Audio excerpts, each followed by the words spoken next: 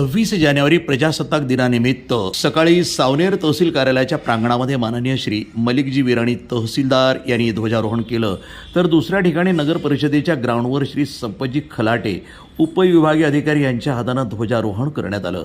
त्याप्रसंगी सावनेरचे माननीय तहसीलदार, नायब तहसीलदार, सार्वजनिक बांधकाम विभागाचे अभियंता, सीओ ठाणेदार, स्वातंत्र्य सैनिक आणि त्यांच्या परिवारातील सदस्यगण, महसूल विभागाचे अधिकारी आणि कर्मचारी मोठ्या प्रमाणावर उपस्थित होते। तसंच काही शाळेचे विद्यार्थी, पोलीस पथक, होमगार्ड पथक, NCCचे पथक आणि इतर नागरिक यावेळी उपस्थित होते। मोठ्या थाटामाटामध्ये हा प्रजासत्ताक दिन साजरा करण्यात आला। प्रतिनिधी मंगेश पुराडे, NTV न्यूज मराठी, नागपूर।